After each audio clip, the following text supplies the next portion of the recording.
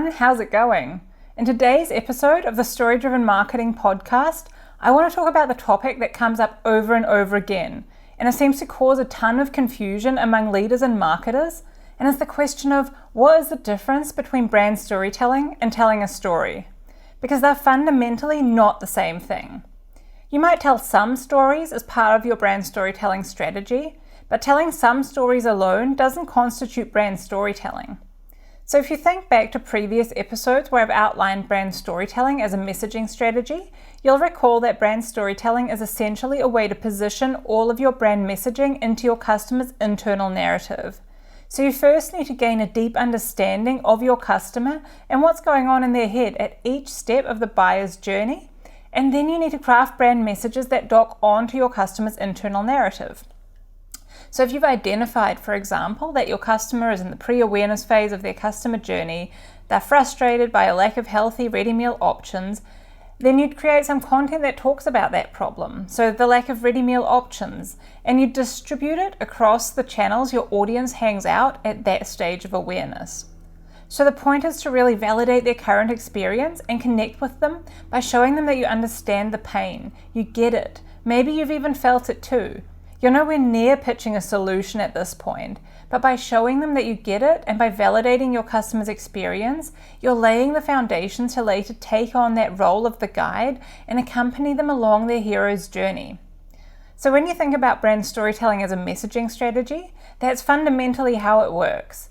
You look at your customer's needs and expectations across their journey, across your funnel, and you identify appropriate messaging at each stage that fits within their internal narrative. So it's not your story, it's their story. And all of your messaging supports the idea that they are the hero who's navigating this plot towards their ultimate transformation. And you're merely the guide, right? You're helping them along the way. You're enabling them. You're empowering them. But the success, that's purely theirs. Okay? So that's brand storytelling. And the way you distribute those messages, the way you bring them to life, that's content marketing. And in content marketing, you can use a bunch of different approaches and formats depending on your audience and the channels you're targeting. For example, if you have a really visual product or service like food or physical products, or even something like fitness where you can show off transformations or do some demonstrations or whatnot, then you might primarily use visual channels like Instagram, TikTok, Facebook, or YouTube. And you're probably going to use a bunch of video or photo content to really showcase your stuff. But if you're in a less visual space, maybe more B2B service type stuff, you might use less visual channels like podcasts or LinkedIn posts or blog articles. Now that's not to say that B2B can't or shouldn't do video or TikTok. They absolutely can, and in many cases should. But the point is to pick up the channels based on where your audience hangs out. So that should be your first consideration when you think about your content marketing strategy. Okay, and say then you've got your messages or narrative sussed because you've done the work and created a brand storytelling strategy, and you've got your channels sussed because you've looked at your audience, where they hang out and at which stage of the customer journey, and you've identified how you can get in front of them. Then the next step is to work out how to best convey those messages. And that's where the actual stories come in. But, and this is a big but, the point is not to always use stories. The point is to understand when, where, and why to use stories, and equally when, where, and why not to use stories. So as a general rule of thumb, I'd say that stories are best suited to the top of the funnel type stuff. So when people are at a lower stage of customer awareness, and where you can use a story to perhaps move them from the problem-aware state to the solution-aware state by sharing the story of someone who was just like them, and here's what they did to overcome their problem, that kind of stuff. You can also use them a bit further down the funnel before the point of conversion as an element of proof. So think along the lines of testimonials and case studies. But here we're already moving away from the really narrative type stories, the once upon a time and this happened and then that happened type stuff, and really more towards specific customer stories that showcase an outcome and build trust. Because down here at the bottom of the funnel, it doesn't make sense to tell big, elaborate, feel-good stories. This is the place where people have been convinced, right? They've been sold. They're basically ready to say yes, and all that's left to do is present final proof, options, and offers. Imagine if you've done all your research and you've spent weeks or even months tossing up your options and you've finally decided on a product, let's say a social media scheduling app, and you've looked at Buffer and Loomly and Hootsuite and Later and whatever else, and you've come to the conclusion that Hootsuite is your best bet. There's a clear, intuitive calendar interface, and it supports TikTok, LinkedIn, and YouTube, which are the channels you're planning to use, and it's within your budget, right? So you head off to their website to purchase your subscription, and you're looking for the page to compare plans. Great, there's a menu tab called Compare Plans. Let's click on that and check out which plan to get. So you click through to the page and you're expecting a nice tabular comparison or those pricing columns that SaaS brands typically use, but instead of any of that stuff, you're confronted with a wall of text. You start reading and you realize that it's the story of James, the content manager at some IT brand who used Hootsuite to grow their social media accounts by 200% using the free plan. Or the next one is the story of Susan, the busy CEO who was building her personal thought leadership following on the Pro plan. Or Aaron from an enterprise tech company who cut his workflow by hours on the enterprise plan. Like, how annoying would that be, right? When all you want is the features and maybe benefits of each plan and the price, of course. So I guess what you need to recognize is that features and benefits most definitely have their place in a buyer's journey. And so do transformative stories. And you'll have the best chance of connecting with your audience and converting clients if you know when and where that time and place is. So for actual stories, you'll really want to stay near the top of the funnel. So now you know your message, you know who it's for, you know where you're going to reach them, so which channel, you know they're at an early stage of awareness because we're at the top of the funnel, and you know what you're going to tell them, an actual story.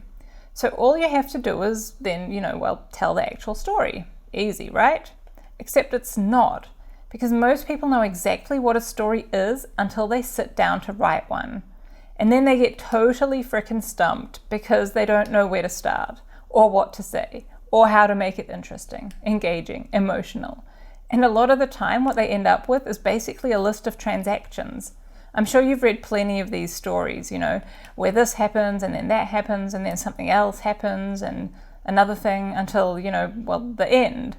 No emotions roused, no thoughts provoked, no tension, no conflict, no stakes, no interest. That's not a story, okay? A story is not just recounting a series of events. It's not just something that happens, and you wouldn't be okay with hearing that and having it passed off as a story. Otherwise, you could simply gaze out of your office window and watch the world unfold and be utterly entertained 24/7, because you'd witness a whole lot of events taking place, a whole lot of happenings. But that'd be deathly boring after 10 minutes, because we have specific hardwired expectations for what a story should be, and just stuff happening doesn't fit the criteria.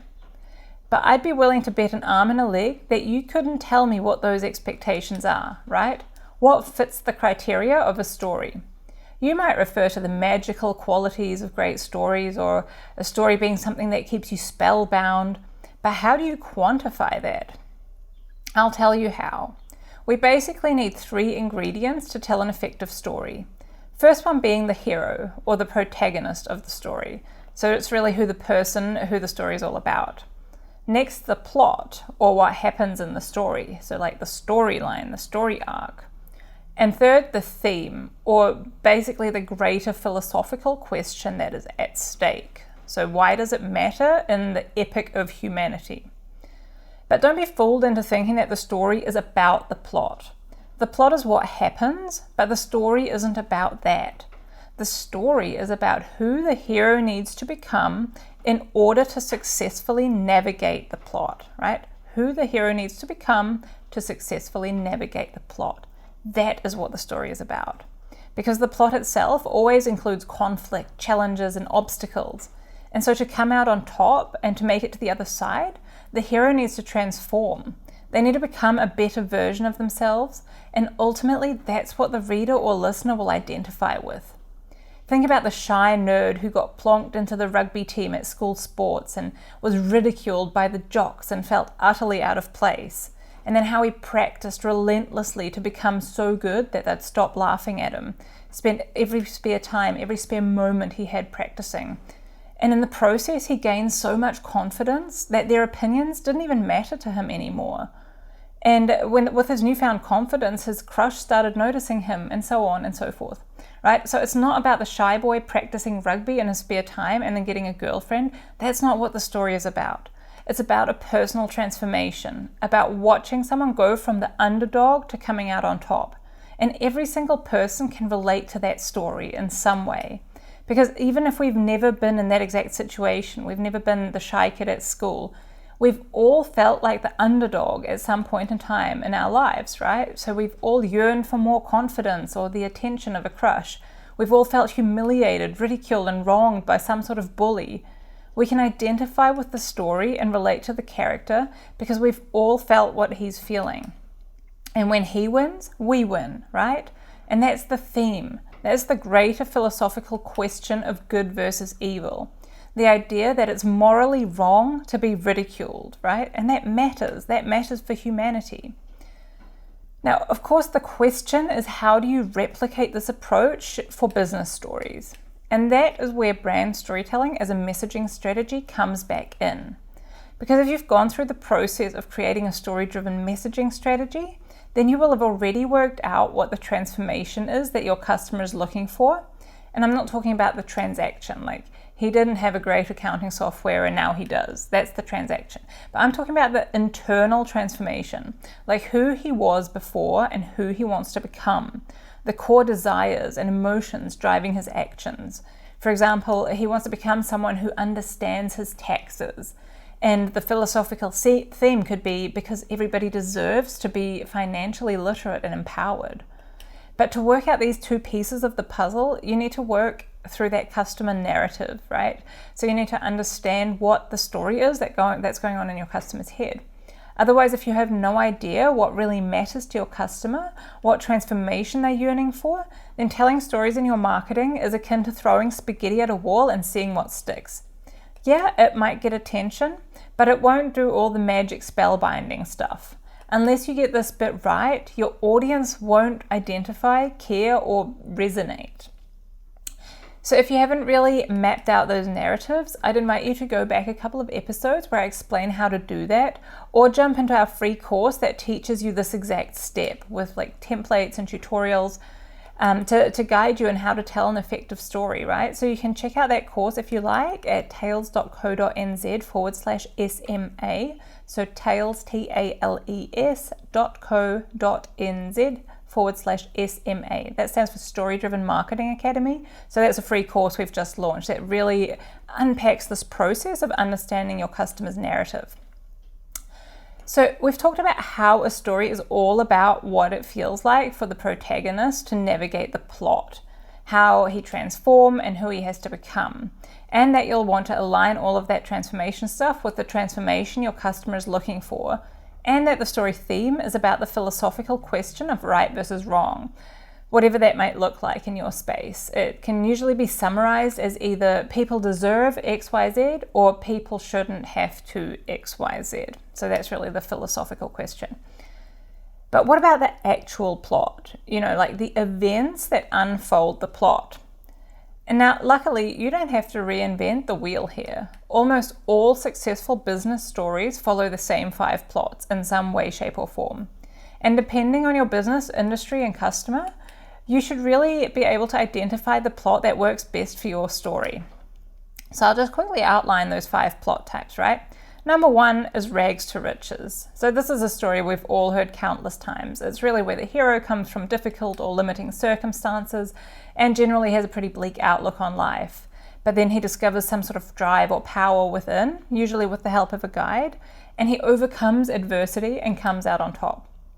So we hear this all the time in business use cases, and it's often like inspirational personal stories that tell of humble beginnings. So think about Tony Robbins, Oprah Winfrey, or even Gary Vee. You know, that's really kind of the rags to riches storyline.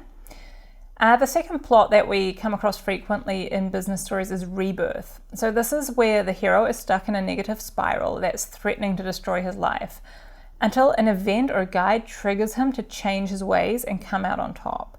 So if we think about business use cases here, we've got things like healthcare, for example, related to suicide awareness or drug addiction, where the hero receives help and then ends up a better person. So those are your typical kind of rebirth stories.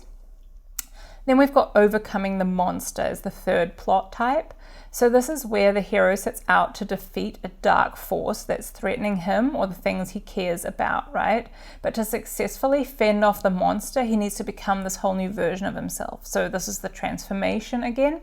But in this case, the hero needs to transform because he's trying to overcome this monster.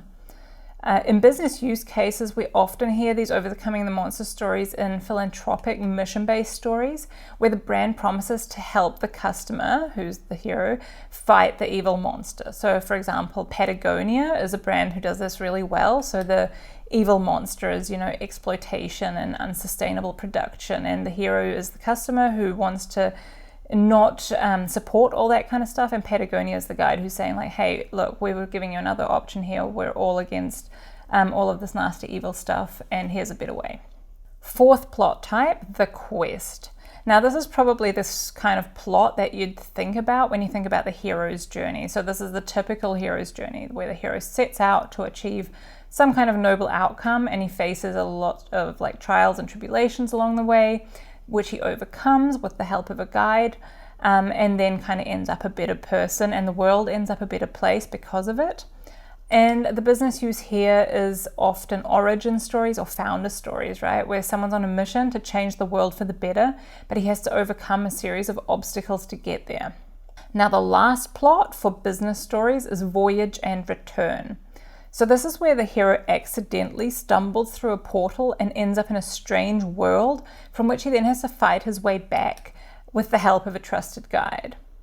So business use cases here is common in the coaching industry, where the client transforms from being in this kind of crazy world of being overwhelmed and confused to fighting their way back to a place of clarity with the help of a coach or a mentor.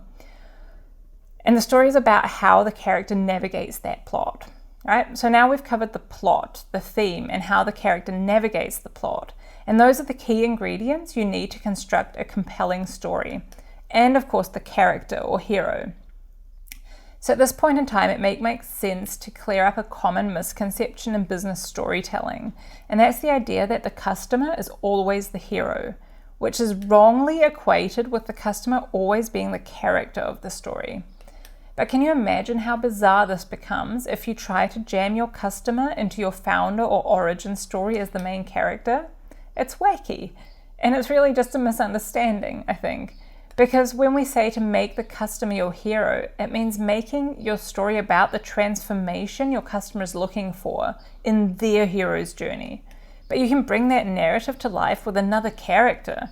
And that character might be you or another client just like them, or someone else completely different, like a childhood friend. As long as the transformation the story character is going through aligns with your customer's hero's journey. That is what we mean when we say make the customer the hero of the story. And it's not the same as making them the protagonist. And basically, I think when you've understood that, telling an actual story for your brand becomes so much easier. Because you're no longer reporting on random transactional events or trying to jam a square peg, in other words your customer, into a round hole, in other words your story. But instead you're engineering a story for your customer in a way that draws them in and keeps them spellbound. So they identify with the character, and they get a visceral glimpse of what it would feel like if they too could undergo this transformation. Because narrative transportation allows them to become the character. So they're left wanting what he's having. And remember, since we're at the top of the funnel here, you're paving the way for what he's having to be your product or service. So you're planting the seed for that, and you're starting to establish yourself as the guide by showing your customers that you get them. And that's the power of brand storytelling and telling a story all rolled into one. Whew. All right, guys, I hope that was helpful. If you have any questions, as always, find me on LinkedIn under Helena Mershdorf, or reach out to me directly at tails.co.nz.